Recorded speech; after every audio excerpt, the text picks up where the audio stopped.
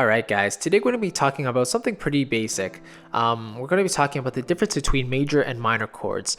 So we're going to talk about first how you can recognize them, and then second we're going to talk about how you can actually form one for yourself. So first let's talk about how to recognize a major versus a minor chord. A major chord generally sounds happy. It sounds uplifting. So this is a major chord. Another one would be, and another one. You know, these generally all sound happier. They sound just more comfortable. A minor chord, on the other hand, is more sad. So that's a minor chord, or even, and here's another minor chord. These all have a certain mellow, sad quality to them. So what's interesting is that in most pop songs, we're going to hear mostly major chords because it's more appropriate for the pop genre, and it's just more happy and uplifting in general. So now that you know how to identify major versus minor, it's really all by using your ear to find out major versus minor. I'm going to show you how you can actually form a major and a minor chord. Try it for yourself. So this is where we have to talk about half steps. Okay, and what a half step is basically when you go from one note to the very next note, either below or above it. Okay, so this is a half step from C to B, and also from C to C sharp. And then C to G, for example, cannot be a half step because it's 1, 2, 3, 4, 5 notes away, and not one note away. So just remember, a half step is from one note to the very next note. Those are both half steps. Now, how that relates to major versus minor triads is that a major triad is comprised of two intervals, and an interval is basically the space between one note and another note, right? So a major triad is comprised of 4 half steps. So the first interval is 4 half steps. 1, 2, 3, 4. Okay? So that's 1, 2, 3, 4. The first one doesn't count, the first note, because we haven't taken a step yet. So remember, in terms of half steps, we have 4. 1, 2, 3, 4, and then followed by 3. 1, 2, 3. This is always the case for a major triad. So let's try it on another note. If we start on G, let's do it. Can you do it with me? So just count up 4 half steps.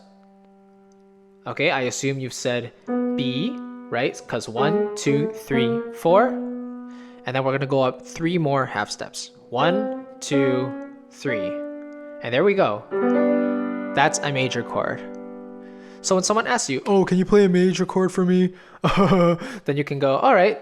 So, and then think of this, to yourself. Do it really quickly so they don't think you're fumbling around. You choose any note whatsoever and you go 1, 2, 3, 4, and then 1, 2, 3. Okay? Voila! And then for a minor chord, it's quite the opposite. A minor chord is basically 3 half steps followed by 4 half steps. So the other way around. So 1, 2, 3, and then 1, 2, 3, 4. All right? So again, 1, 2, 3, 1, 2, 3, 4. And that's a minor chord or triad. I'm using triad and chord interchangeably just because a triad is 3 notes because of tri, and a chord is any combination of notes that's 3 or more. So I'm just using them interchangeably. But I hope that makes sense. So let's just quickly recap here. The way you can identify a major versus a minor chord is by the quality of it and how it makes you feel. If it makes you feel happy, it's likely that it's a major chord. And if it's minor, then it'll likely make you feel sad. Hopefully not depressed, but sad. And then the way you can build one up yourself to find a major triad is you start on any note and then you go up 4 half steps. 1, 2, 3, 4. 1, 2, 3, 4. And then 3 more. 1, 2, 3. A minor is simply 1, 2, 3, and then 1, 2, 3, 4. And you can see the only difference is the third note of the triad. So the third degree. Major, minor. Okay? The minor is 1 half step down from the major. The third is 1/2 step down. That's the only difference, okay? So I hope that helps. Please let me know if you have any more questions. You can see that little icon down there in the lower left corner. Boo. That's the Patreon icon. Basically, it allows you guys to support me through tutorials and my covers and whatever. It allows me to continue to create content for you.